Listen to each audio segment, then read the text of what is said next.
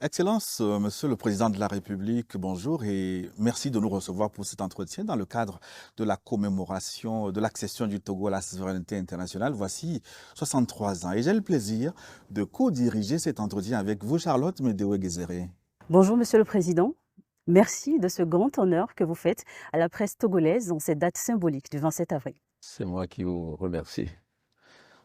Je crois pouvoir dire que j'ai entendu les reproches qu'on me faisait sur l'absence d'entretien avec les médias du pays. J'avais l'habitude de faire un discours. J'ai décidé cette fois-ci de rompre avec cette tradition et peut-être avoir un échange un peu plus vivant. Je pense que New York TV a fait la fierté de notre pays cette année en diffusant les matchs de la Coupe du Monde. Et en tant que j'étais très fier à ce moment-là. Et c'est pour moi une forme de reconnaissance à ce beau succès et à cette belle réussite. Merci, Monsieur le Président. Vous venez d'assister à un imposant défilé militaire pour marquer la célébration du 27 avril. Et à l'occasion, nous avons vu des forces de défense et de sécurité afficher une hargne pour défendre la patrie contre l'ennemi. Ces forces qui sont d'ailleurs en première ligne pour contrer la menace djihadiste. Et quelles sont les nouvelles du front, Monsieur le Président? À quoi exactement les Togolais doivent-ils s'attendre? Vous savez que j'ai souvent eu l'habitude de commencer mes discours en félicitant et en encourageant les forces de l'ordre. Parce que je sais que sans la paix et la sécurité, aucun pays ne peut se développer, en tout cas pas le nôtre.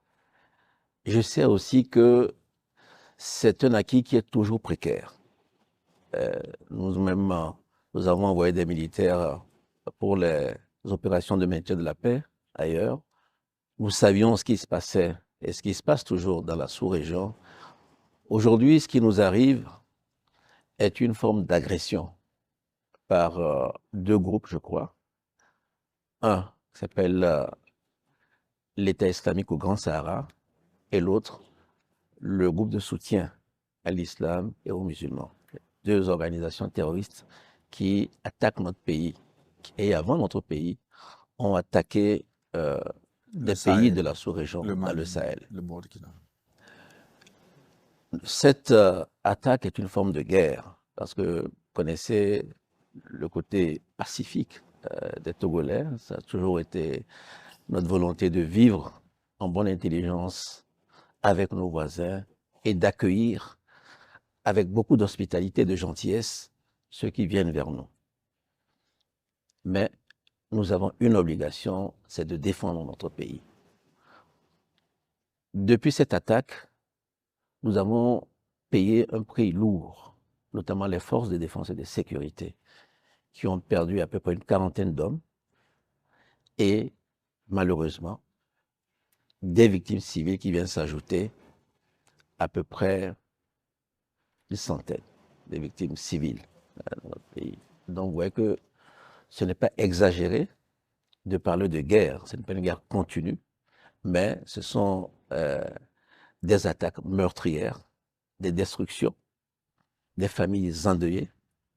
Donc, ce n'est pas parce que cela se fait de façon sporadique qu'il faut baisser la garde ou se laisser endormir. Je sais que quand on est dans la capitale et qu'on mène une vie normale, on a l'impression que ce sont des incidents isolés.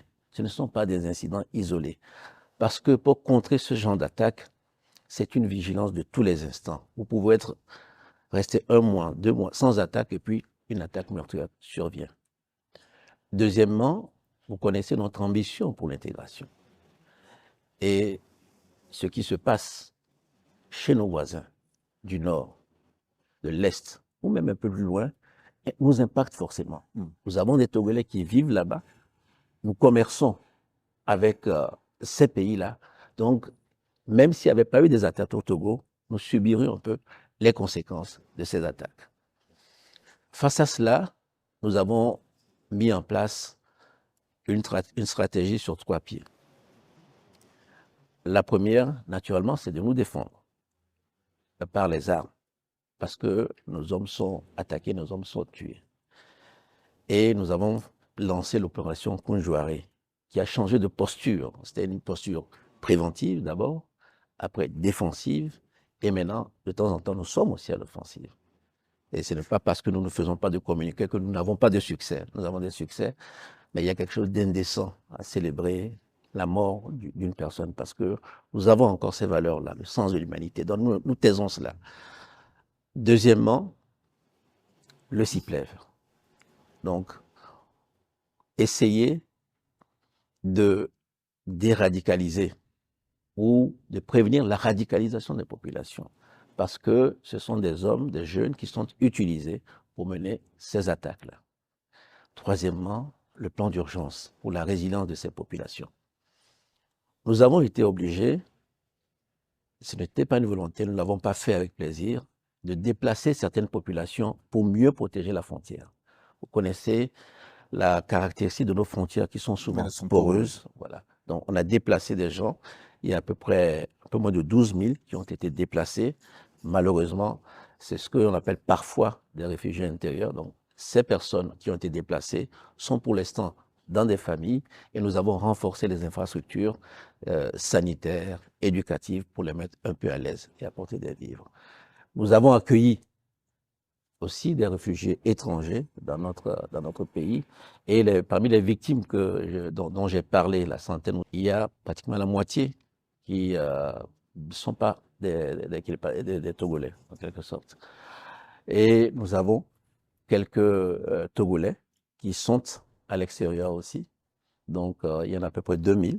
Donc, comme la période des examens approche, notre souci est que les élèves qui sont dans cette population puissent revenir et passer les examens pour que l'avenir ne soit pas perdu pour Donc, vous prenez des mesures spécifiques aussi pour rassurer ceux qui sont restés sur place. Nous les protégeons et nous devons nous satisfaire de la bonne entente qu'il y a avec les populations. Ce n'est pas un combat qui se mène seulement par les armes, mais on a besoin du soutien de la population. De ce côté-là, il y a une bonne entente.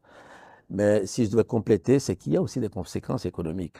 Donc nous avons dû renforcer les investissements en matière de sécurité. Nous l'avions déjà fait avec la loi de programmation militaire, mais cette loi n'est plus adaptée parce que la menace a changé de nature. Donc nous allons certainement demander dans les semaines qui vont venir. Donc à quoi les Togolais doivent s'attendre, pour revenir à votre question, à un combat long. Avec des périodes de drame, parce que c'est inévitable quand il y a la guerre. Mais je puis assurer mes compatriotes qu'au bout, il y aura la victoire. Ça, nous sommes déterminés à réduire ces bandes armées. Monsieur le Président, vous l'avez rappelé, la situation dans la région des Savanes a obligé certains de la population à se déplacer. Mais comment encourager ceux qui n'ont pas encore fait le chemin retour à rejoindre le territoire? Oui, c'est ce que je dis. Ils sont peu nombreux, il y a à peu près 2000. Donc, quand je dis 2000, c'est toute la famille. Donc, notre souci aujourd'hui, c'est que l'année ne soit pas perdue pour les élèves qui ont dû partir. Donc, vu leur nombre limité, je pense que nous allons pouvoir le faire en discutant avec les autorités des pays d'accueil. Oui. Monsieur le Président, nous allons aborder le chapitre économie. La conjoncture demeure marquée par l'inflation. La tendance des prix des denrées de première nécessité est toujours à la hausse sur les marchés. Les Togolais continuent de serrer durement les ceintures. Le gouvernement prend certes des mesures, mais vraiment pas d'amélioration significative. Jusqu'à quand cela durera-t-il, Monsieur le Président? D'abord, je ne vous apprends rien en disant que c'est un phénomène, disons, mondial.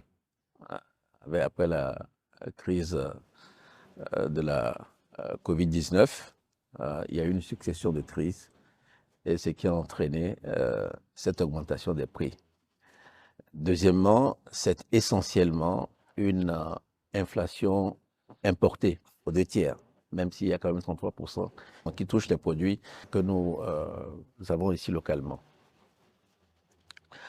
Généralement, quand il y a un choc comme ça, parce que c'en est un, c'est-à-dire qu'un événement qui n'était pas anticipé, mais qui survient, ce que nous faisons, les États font, c'est de recourir aux subventions. C'est ce que nous avons fait avec les augmentations avec de salaires et avec des subventions aussi sur les produits pétroliers, les produits gaziers. Ça nous a coûté extrêmement cher. Donc, je crois que nous avons dû dépenser la centaine de milliards. Mais vous voyez que ce n'est pas soutenable. Ce n'est pas un effort qui peut être renouvelé chaque année.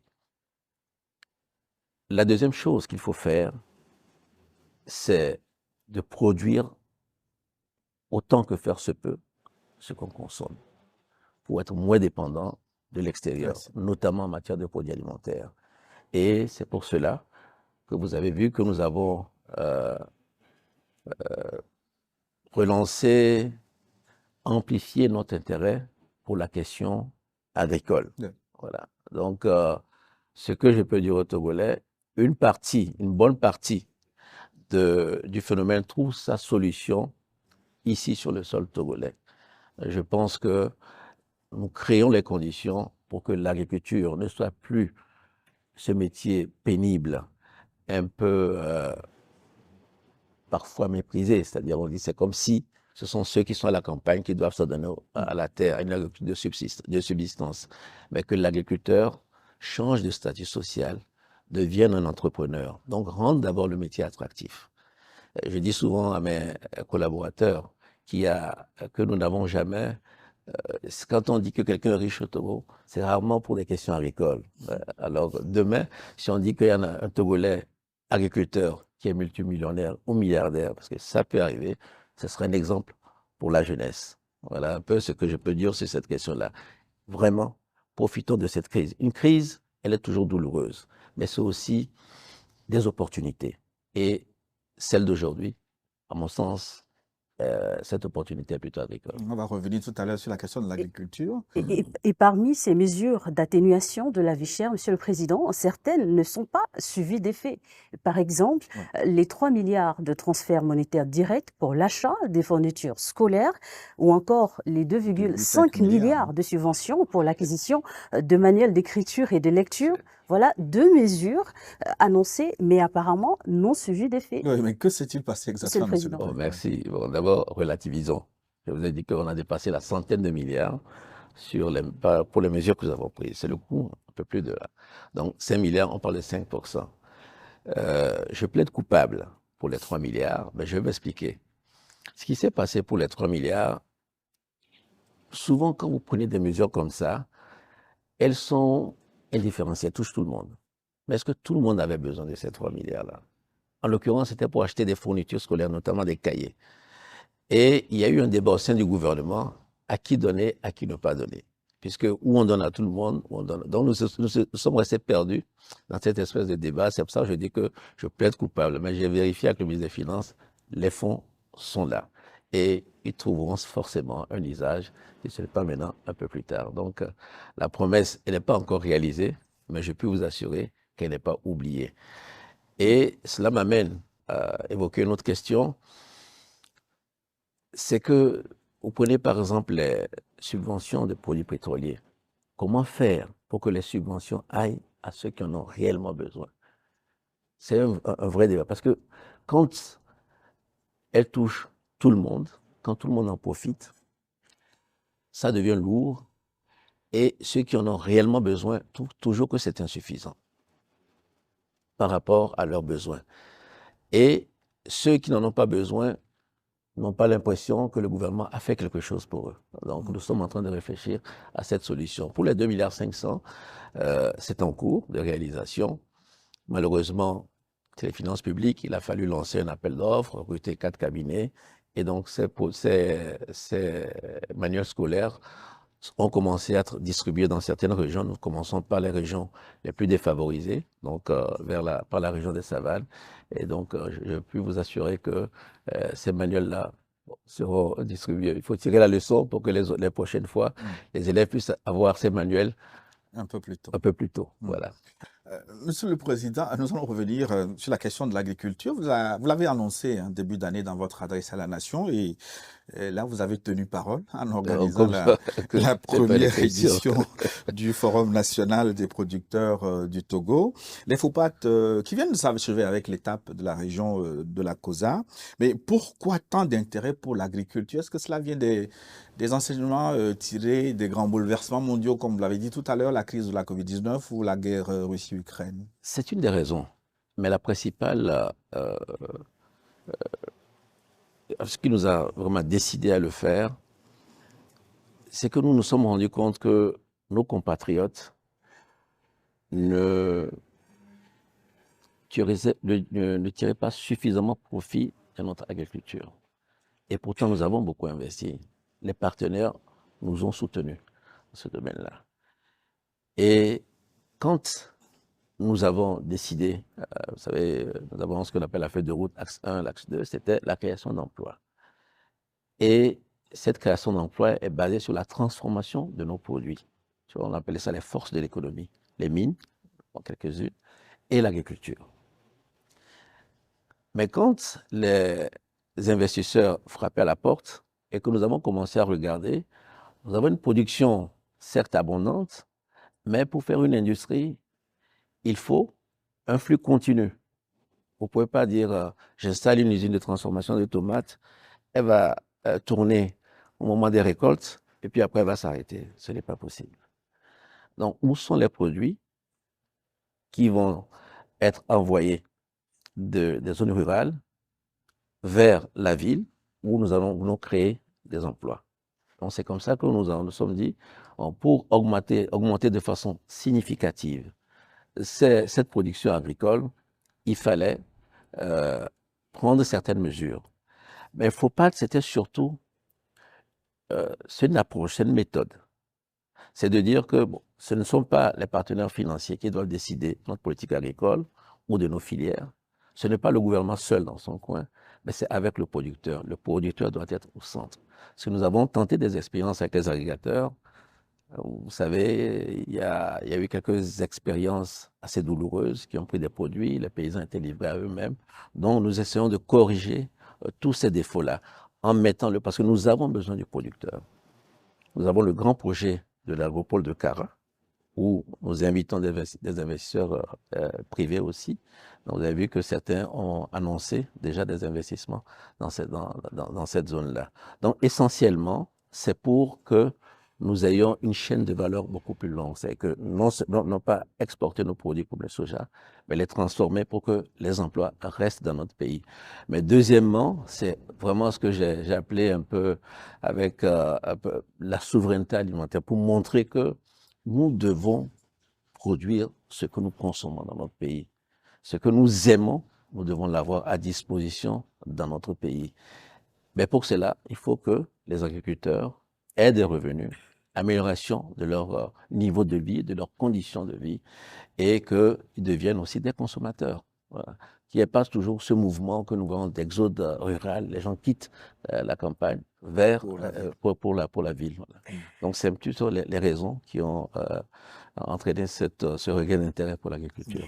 Nous allons rester sur le secteur de l'agriculture, Monsieur le Président. Beaucoup d'ambition et d'action en perspective, mais un péril récurrent continue de mettre en danger le travail des agriculteurs, c'est la transhumance. Hein. Y a-t-il, Monsieur le Président, une solution aux dévastations de cultures et aux conflits entre bouviers et paysans? Il y a une solution, mais c'est une solution qui doit être régionale, parce que la transhumance, naturellement, elle est organisée dans le cadre de la CEDEAO. C'est la CEDEAO qui, constatant les problèmes de dérèglement, de changement climatique, les sécheresses, on sait très bien que les éleveurs, en saison sèche, ont besoin de venir vers le sud pour leur pâturage. Donc, on définit des couloirs. C'est un phénomène qu'on retrouve dans tous les pays côtiers. Oui. Mais ces derniers temps, vous avez vu qu'il y a beaucoup d'affrontements entre les éleveurs et les producteurs. Oui. C'est un phénomène qu'on rencontre dans beaucoup de pays. Donc la solution transitoire que nous trouvons, c'est de faire ce qu'on appelle on a parlé de ZAP, des parcs en quelque sorte. Des parcs parce que pourquoi les gens font la transhumance? Pour trois raisons essentiellement. Un, le pâturage. Deuxièmement, l'eau. Et troisièmement, les problèmes de maladie du bétail. C'est-à-dire que quand un bétail s'installe sur une zone, après, les animaux contaminent cette zone-là. Donc, il faut des vétérinaires pour les soigner, etc. Donc, dans ces parcs-là qui sont grands, c'est l'expérience que nous voulons tenter dans notre pays. Les transhumants, quand ils viendront, seront conduits dans ces grands parcs et ils auront le pâturage. Donc, ça aussi, ça va offrir de la main-d'œuvre à certains de nos concitoyens. On fera des retenues d'eau pour que le bétail puisse s'abreuver. Si nous arrivons à faire cela, je pense que ce problème de transhumance va être réduit. Parce qu'aujourd'hui, la transhumance, malheureusement, entraîne des affrontements, parfois source de criminalité. Et donc, nous ne pouvons pas, et ça, vraiment, ça perturbe la quiétude des populations, sans parler des destructions de récoltes. Alors, au-delà de ces questions techniques, ça fait 63 ans que nous accédons à la souveraineté internationale. Quel est le cap que vous fixez? Où allons-nous, Monsieur le Président? Donc, c'est ma conception du pouvoir n'est pas un guide qui fixe un cap. C'est plutôt une aventure collective. Et c'est pour ça que, vous vous souvenez, nous avons fait le PND en 2018. Programme national de développement. Voilà. Et après, on parlait de feuille de route. On se demande c'est quoi PND, pourquoi la feuille, voilà. C'est parce que quand nous avons fait le PND, d'abord, l'avons élaboré, pendant la campagne, les messages que nous avons reçus n'étaient pas tout à fait alignés à ce qui était dans le PND. Donc, c'est l'ajustement du PND qui a donné la feuille de route. Et comme nous sommes un peu tenus par le calendrier politique, nous avons mis ça dans la période 2025. Qu'est-ce que nous avons entendu dans nos populations? Il y a certains besoins qui doivent être satisfaits. Nos populations, nous l'avons bien entendu, tous ceux qui ont participé à la campagne. Donc c'est pour ça que nous avons dit, fixons un cap, disons que quand je vis au Togo, je dois avoir la satisfaction de certains besoins. L'eau, l'électricité, la santé, l'éducation et la fibre, Internet, quoi, comme on dit. Donc ça, des besoins sociaux, pour que on ne dise pas que depuis 63, ne dise pas que mes grands-parents n'avaient pas eu d'eau, mes parents n'en ont pas eu, je n'en aurai pas. Il faut quand même y avoir un sens du progrès. Donc ça, c'est un peu, c'est ce que nous avons senti comme. Deuxièmement, la question de l'emploi. Oui, les jeunes diplômés sans emploi, c'est vrai que on le dit, nous nous plaignons comme ça, mais c'est pas, l'État ne crée pas des emplois. L'État crée des conditions pour qu'il y ait des investissements qui eux-mêmes vont générer des emplois. Donc, ces emplois-là, nous devons faire attention à ce qu'ils ne soient pas précaires. Parce que ça aussi, on voit des jeunes qui viennent en ville et qui sont essentiellement dans l'informel et qui vivent au jour le jour. Il faut sortir de cette réalité-là. Et c'est possible de le faire. L'informel n'arrange personne. Si on dit, comme je disais tout à l'heure, gouverner, c'est aussi servir. Pour servir quelqu'un, il faut connaître cette personne-là. C'est pour ça que nous lançons le grand projet, que nous allons offrir une identité à chaque personne. C'est quand on voit Kodjo, on sait que Kodjo est marié ou célibataire, orphelin ou pas, élève ou pas.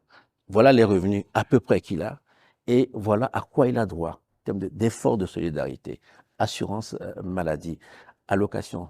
Pourquoi je parlais tout à l'heure de cette façon un peu large de distribuer les subventions qui pèsent sur le budget de l'État, mais qui celui qui a vraiment besoin de ces subventions n'est pas satisfait parce qu'il n'a pas suffisamment, et celui qui n'en a pas besoin se dit, bon, on me donne, je prends, mais je n'en ai pas forcément besoin. Donc, c'est ce que nous voulons faire en créant le registre social, en connaissant mieux notre population. Et je profite pour dire à la population que c'est vrai, nous avons eu le recensement général, nous aurons le recensement électoral. Il y aura un troisième pour offrir une carte biométrique à chaque Togolais pour que nous puissions vraiment être efficaces dans notre politique de protection sociale. Monsieur le Président, vous avez évoqué la jeunesse. Oui. Permettez que j'évoque les femmes. Oui. Dans l'espace IOMOA, le Togo est plutôt bon élève en matière de promotion du genre. Est-ce que le gouvernement compte faire davantage? Oui, nous comptons faire davantage parce que quand moi je vois les programmes, les projets qui sont initiés. Je suis surpris, mais les hommes me pardonneront, par l'engagement des femmes. Elles y croient. Et en fait, ce sont elles qui font le succès de certains projets. Bon, la plupart des projets qui sont liés au développement de la base, aux secteurs sociaux, les femmes sont engagées, elles sont dynamiques.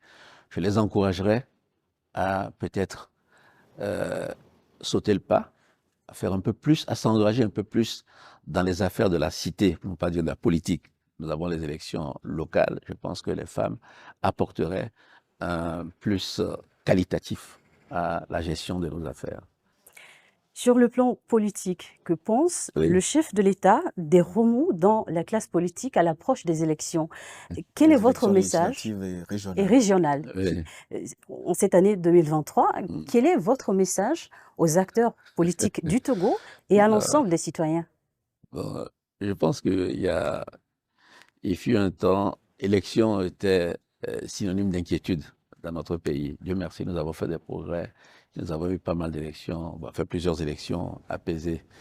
Mais ce débat, il est normal. Et en réalité, il est habituel. À chaque fois qu'on s'approche de ces échéances électorales, il y a un petit peu d'agitation, un peu plus de bruit. Nous avons essayé de prévenir cela en organisant, en faisant un dialogue avec les acteurs de la classe politique. Aujourd'hui, d'autres revendications surviennent. Je ne fais pas polémiquer. Ce que je veux dire, c'est que en politique, il faut avoir le sens du compromis. Quand on s'assoit et qu'on a le même objectif, c'est-à-dire la conquête du pouvoir, c'est normal que chacun ait sa stratégie. Et puis, il y a aussi une part de posture. Donc, parfois, quand on a des problèmes dans son parti, on essaie de l'extérioriser autrement, faire des revendications en disant ceci ou cela. Je pense que nous avons un cadre électoral qui est ce qu'il est. Il n'est pas parfait parce que la perfection n'existe pas. Mais quand nous nous comparons aux autres, je crois que nous n'avons pas à rougir. Il n'y a rien, on n'est pas meilleur que les autres, mais on n'est pas pire que les autres. Donc, je crois qu'il faut être serein, battre campagne.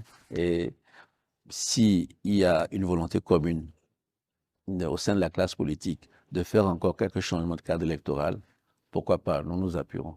Mais je ne pense pas qu'il puisse y avoir des actions, des actes unis de façon comme ça unilatérale, ou de nous, ou du gouvernement, ou de la majorité, ou alors de l'opposition. C'est nécessairement dans le dialogue que nous pourrons trouver une solution. Nous allons également aborder la diplomatie de la paix dans cet entretien exclusif. Monsieur le Président, un certain nombre de vos succès en matière de politique étrangère contribuent à renforcer le prestige du Togo sur la scène internationale. Je pense en particulier à l'affaire dite des 49 soldats ivoiriens. Quelle est votre recette pour réussir là où plusieurs s'essayent en vain? Non, bon, c'est gênant de parler de ce succès. Je crois pouvoir dire que le Togo attire de la sympathie quand même. On aime bien le Togo. Notre pays, et ça c'est pas moi. Je crois que nous sommes un pays pas très grand, nous n'avons pas d'ennemis déclarés, nous essayons de nous entendre avec tout le monde. Donc ça crée un a priori positif. Nous avons eu la confiance des deux parties. Nous avons eu la confiance du président Ouattara, et que je remercie, et nous avons eu la confiance du président Goïta. Donc ça a permis d'arriver à un compromis qui ne fut pas facile, parce que c'était une question assez difficile, assez douloureuse. Vous savez, quand il n'y a pas de confiance entre deux parties, c'est difficile de trouver un compromis, parce qu'on prête toujours des arrière-pensées à l'autre. Donc, le rôle que nous avons eu, et nous avons aussi été, pardon, c'est pas le Togo, c'est moi seul, le Togo seul qui l'a fait. Nous avons quand même, parce que ça a duré quoi, quelques mois quand même cette affaire, hein, depuis le mois de juillet jusqu'à la libération. Nous avons d'autres aussi, des petites mains ont aidé. Et nous n'avons pas voulu avoir un rôle exclusif, même s'il a été déterminant. Donc j'associerai toutes ces mains à ce succès-là. Je ne voudrais pas en dire plus. Voilà. Le succès salué à Bamako, aussi bien à Bamako qu'à Abidjan. Une dernière question, Monsieur le Président. Avant le Mali, vous avez fait le choix de diversifier les partenaires extérieurs du Togo, la Chine, le Japon, la Russie, la France, les États-Unis, le Commonwealth. Oui. Bref, mais pourquoi avoir fait ce choix stratégique du multilatéralisme? Est-ce que c'est payant pour le Togo? Je crois que c'est payant. Je crois que c'est payant. Il y a d'abord, nous, vous voyez, notre pays, nous sommes un pays à dimension plutôt modeste. Nous sommes travailleurs et nous accueillons tout le monde. Et quand les gens viennent au Togo, ils se sentent bien. Mais en même temps, nous n'avons pas, nous ne sommes pas un grand pays minier, etc. Donc, ce que nous voulons, et nous le cherchons partout et nous le prenons là où nous le trouvons. Que ce soit avec la France, les Anglais, nous diversifions. Parce que nous savons que par le travail, par la créativité, nous allons pouvoir trouver des solutions. Et que si nous avons un problème ici au Togo, je pense que quelque part dans le monde, quelqu'un a eu le problème à trouver une solution. Nous faisons, vous avez parlé des grands pays, mais nous faisons aussi avec certains pays africains, de la sous-région même, nous regardons les bonnes pratiques, nous faisons des benchmarks et nous essayons de. Donc c'est un peu cette, je dirais pas, ouais, c'est un peu cette philosophie qui guide mon action. Et puis le souci d'être indépendant, de ne pas être perçu comme étant irrémédiablement lié à quelqu'un, le suivant. Non. Ce qui compte, c'est l'intérêt des Togolais. Et donc, et si cet intérêt des Togolais commande certains choix, même difficiles, nous donnons priorité aux intérêts des Togolais. C'est pour ça que nous le faisons. Et puis bon, comme je dis, parfois, c'est la chance d'avoir la taille que nous avons. Hein. Quand on est un pays avec des ressources stratégiques, on est convoité par des puissances, mais... Les oiseaux les plus gros ne sont pas les plus beaux. Absolument. Donc c'est un petit peu cela. Et nous allons continuer, je pense. Hein. Excellence, Monsieur le Président de la République, nous arrivons au terme de cet entretien. Merci. Merci de votre beaucoup. aimable disponibilité. Merci aussi à vous pour ce premier entretien et je renouvelle une fois mes félicitations à New World TV et à toute son équipe. Et puis, je voudrais souhaiter une très bonne fête de l'indépendance à tous nos compatriotes. Vous savez, pour moi, l'indépendance, c'est une fierté. La fierté d'être Togolais. Bon, l'entretien se termine sur des propos plutôt de jeu pour nous. C'est de reconnaissance pour ceux qui ont pu se battre pour que nous ayons cette indépendance-là. Mais c'est aussi un moment, c'est pour ça que sur certaines questions, il y a eu des manquements, je l'ai reconnu. C'est aussi un moment où faire le bilan et essayer de se dire qu'on va aller dans le sens du progrès, on va améliorer les choses. Parce que la vie n'est pas facile, les gens se serrent des ceintures, mais c'est par le fort, le travail que nous allons pouvoir nous en sortir.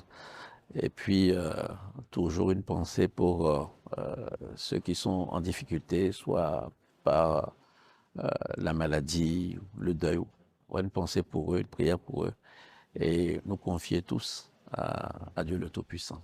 Merci beaucoup. Bonne fête. Merci. Excellence, Bonne Monsieur le fête à vous Président de la aussi. République. Merci, Monsieur le Président.